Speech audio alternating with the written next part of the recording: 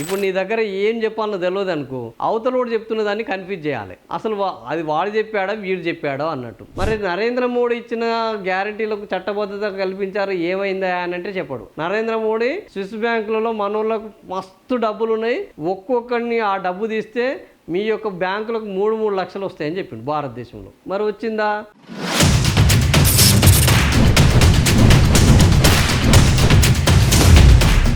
6 గ్యారంటీలకు చట్టబద్ధత కల్పించాలి. ఇక వీళ్ళు కూడా ఎత్తుకున్నారు. ఎవరు? మనకు క్లారిటీ లేనప్పుడు కన్ఫ్యూజ్ చేయడమే బ్రహ్మాండమైన రాజకీయం. ఇప్పుడు నీ దగ్గర ఏం చెప్పాలో తెలియదు అనుకో, అవతలోడు చెప్తున్న దాన్ని కన్ఫ్యూజ్ చేయాలి. అసలు అది వాడు చెప్పాడా వీడు చెప్పాడో అన్నట్టు. మన రేవంత్ రెడ్డి చెప్పాడు కదా, అకల్ నైతో నకల్ మార్నికు బి అకల్ రైనా అన్నట్టు. సో ఇప్పుడు వీళ్ళు నకల్ మార్ మన కేటీఆర్ చెప్పాడు 6 గ్యారంటీలకు చట్టబద్ధత కావాలి అని. సో ఇప్పుడు కేటీఆర్ చెప్పాడు కాబట్టి పుసుక్కున వాళ్ళకే ఎక్కడ వస్తుందో మనం కూడా ఒకసారి వాళ్ళకు కూడా మద్దతు పలుకుదాం. ఇప్పుడు ఒకవేళ అయిందనుకో, అందులో మేమన్నందుకు అయినది అని అనొచ్చు, కాలేదనుకో ఆ కొడుకులు అన్నది కాదు అని చెప్పొచ్చు. సో ఇలా మనకు నష్టం లేదుగా అని బీజేపీ వాళ్ళు 6 గ్యారంటీలకు చట్టబద్ధత కల్పించాలని ఇప్పుడు బీఆర్ఎస్ వాళ్ళ స్లోగన్ వీళ్ళు కూడా ఎత్తుకున్నారు. మళ్ళీ బీఆర్ఎస్ బీజేపీ ఒకటంటే బయటికి మాత్రం 24 గంటలు మేము ఇద్దరం బద్ధ శత్రువులు, ఆయన అవునంటే నేను కాదంటాను, ఆయన కాదంటే నేను అవును అంటారంటారు. మరి ఈ విషయంలో ఏకమయ్యారు అని అంటే పుసుక్కున వానికి ఏడ ఛాంపియన్షిప్ వస్తుందో, పుసుక్కున వానికే జనం ఎక్కడ మద్దతు పలుకుతారో, మీరెందుకు 6 గ్యారెంటీలకు చట్టబద్ధత కావాలని అడగలేదని మమ్మల్ని ఎక్కడ నిలదీస్తారో మాట అయితే అన్ని పడేద్దాం. ఈ తల పడి ఉంటుంది, ఇంత లోపటేస్తే ఎట్లయితే పడి ఉంటుందని మన పెద్దోళ్ళు చెప్తుంటారో మనం కూడా మాట అని పడేద్దాం. పడి ఉంటుంది, నచ్చినట్టు వాడుకుంటారు అని ఈయన కూడా 6 గ్యారెంటీలకు. మరి నరేంద్ర మోడీ ఇచ్చిన గ్యారెంటీలకు చట్టబద్ధత కల్పించారు, ఏమైందా అని అంటే చెప్పడు. నరేంద్ర మోడీ స్విస్ బ్యాంకులలో మనోళ్ళకు మస్తు డబ్బులు ఉన్నాయి, ఒక్కొక్కడిని ఆ డబ్బు తీస్తే మీ యొక్క బ్యాంకులకు 3 లక్షలు వస్తాయని చెప్పిండు భారతదేశంలో. మరి వచ్చిందా? అది ఆయన ఇచ్చిన గ్యారంటీ కదా, ఆ గ్యారంటీ అయిందా? లేదు. భారతదేశంలో పేదరిక నిర్మూలన చేస్తానన్నాడు, అయిందా? లేదు. ఏటా 2 కోట్ల ఉద్యోగాలు ఇస్తాను అన్నాడు, ఇచ్చాడా? లేదు. మరి నరేంద్ర మోడీ గ్యారంటీలకు చట్టబద్ధత కల్పించాలి అని రేపు ఫైట్ చేస్తే ఈయన ఈ మాట ఇక్కడ చెప్తాడా? నువ్వు అక్కడ 15 ఏళ్ల నుంచి నువ్వు చెప్పిన ఏ గ్యారెంటీకి చట్టబద్ధత లేదు. పునర్విభజన చట్టం కింద తెలంగాణకు ఏంది ఇక్కడ ఒక స్టీల్ ఫ్యాక్టరీని పెడతామని ఇంతవరకు ఆ ఖమ్మంలో స్టీల్ ఫ్యాక్టరీ పెట్టలేదు. ఒక జాతీయ పథకం ఏంది, ఒక కాళేశ్వరం కానీ ఒక ప్రాజెక్ట్, ఇరిగేషన్ ప్రాజెక్టుకు జాతీయ హోదా కల్పిస్తున్నారు, కల్పించరా?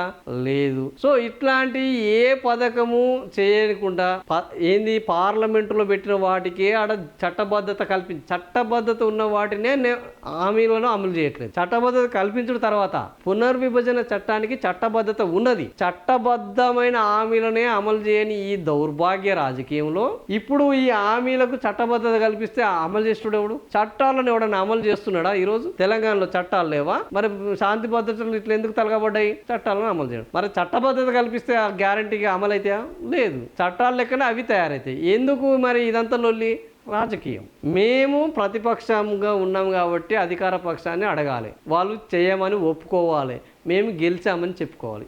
ఇంతకు మించి ఏమన్నా ఉందా? చట్టబద్ధతతో ఏమవుతుంది? బీసీ కమిషన్కు చట్టబద్ధత ఉందా? లేదు. రాష్ట్ర కేంద్రం ఉన్నది, ఏమన్నా చేస్తుందా? ఏం లేదు. మొన్న ఓ మైనర్ని, చిన్న పాపను చంపేశారు మహబూబ్ నగర్లో. రెడ్డి అహంకారంతో వాడు తనితే చచ్చిపోయింది. ఏమైంది? ఈరోజు ఆ కేసు గురించి మాట్లాడుకున్నామా? చట్టం లేదా? ఒక చిన్న పాపను కులాహంకారంతో చంపితే అట్రాసిటీ యాక్ట్లో అని లోపడేయాలి, వేసిర్రా? ఇంకా దొరకలేదు ఆ కొడుకులు ఇంకా దొరకలేదు. దొరుకుతారా? దొరకరు. ఎందుకు? రేవంత్ రెడ్డి కుటుంబ సభ్యులు, బంధువులు వీళ్ళందరికీ చుట్టాలు ఒకటే వర్గం, దొరకలేదు. చట్టం లేదా? ఖమ్మంలో చట్టం ఉన్నది. ఏంది? ఆడ వాళ్ళ ఇంటి జోలికి పోవద్దు, నాట్ టు ఇంటర్ఫియర్ అని కోర్టు నుంచి ఆదేశాలు ఉన్నాయి, ఆర్డర్స్ ఉన్నాయి. మరి ఏం చేశారు? రేవంత్ రెడ్డి పోయి అర్ధరాత్రి పండుకున్న వాళ్ళ ఇంట్లో నుంచి బయటకు తీర్పిచ్చి, అరే మేము సుట్ కేసు తీసుకుంటాం, బట్టలు తీసుకుంటాం, అట్లా తీసుకోవడానికి లేదు, మీరంతా ఆక్రమణదారులని బుల్డోజర్లను పెట్టి 750 ఇళ్లను కూల్చిండు, 1000 కుటుంబాలను రోడ్డు మీద తెచ్చిండు. మరి చట్టం లేదా? చట్టం ఉన్నది. మరి చట్టబద్ధత ఉన్నది కదా వాళ్ళకు అంటే లేదు. దుర్మార్గం పాలన ఉన్నప్పుడు చట్టాలు ఉన్నా, శాస్త్రాలు ఉన్నా, ధర్మం ఉన్నా, అన్ని ధర్మం వద దుర్మార్గము ఇది అన్నట్టు తయారైపోయింది. వీటికి చట్టబద్ధత వస్తే ఏమవుతుంది? అన్న దగ్గర డబ్బులే లేవు, చట్టబద్ధత వస్తే ఏం చేస్తాడు? ఇప్పుడు జేబులో డబ్బులు ఉంటే నిన్ను ప్రశ్నిస్తే నువ్వు ఫైన్ చేస్తావు. అసలు జేబులో డబ్బులే లేవు, నిన్ను హెల్మెట్ లేదని పట్టుకున్నాడు, ఏం చేస్తావు? బండి ఇచ్చి పోవాలి, అంతే. అంతకుమించి ఏం లేదు. ఆ బండిని పట్టుకుంటే ఏమవుతుంది? అలా పెట్రోల్ 1/2 లీటర్ కూడా ఉండదు, ఆ బండిని అసుట తీసుకపోతే రిపేర్లకు తప్ప దేనికి పనికిరాదు. వీడిని జడగొట్టడం తప్ప వాడు బాగుపడడం అంటే ఏముండదు. వీళ్ళు కూడా అంతే. ఇప్పుడు వాళ్ళకు ప్రచారం చేసుకోవడం తప్ప జనాలకు ఉపయోగపడేది ఉందంటే నథింగ్ డూయింగ్. 6 గ్యారంటీలకు చట్టబద్ధత వస్తే ఏం జరుగుతుంది? చట్టబద్ధమైనవే దిక్కు లేదు. ఈరోజు చట్టబద్ధంగా ఎస్సీలకు ఎస్టీలకు మన బడ్జెట్లో వాళ్లకు కేటాయించాల్సిన నిధులు కేటాయించాలి జనాభా ప్రాతిపాదికన. సో మరి అవి కేటాయిస్తున్నా? కేటాయించట్లేదు. మరి చట్టబద్ధత ఉన్నది ఎందుకు కేటాయించట్లేదంటే మా ఇష్టం అనే పద్ధతి ఉంది. అడిగేటోడుండా, అలాని కూల్చేటోడుండా, అలాని గల్లా బట్టి లాగేటోడుండా? ఎవడు లేడు. సో చట్టబద్ధంగా పార్లమెంటు చేసింది. ఎస్సీ ఎస్టీలకు చట్టబద్ధత ఉన్నది. వాళ్ళు ఎంత జనాభా ఉన్నదో అంత జనాభా నిధులు వాళ్ళకి కేటాయించాలి. ఆ నిధులను వాళ్ళకు కోసం మాత్రమే వాడాలి. మరి అది జరుగుతుందా?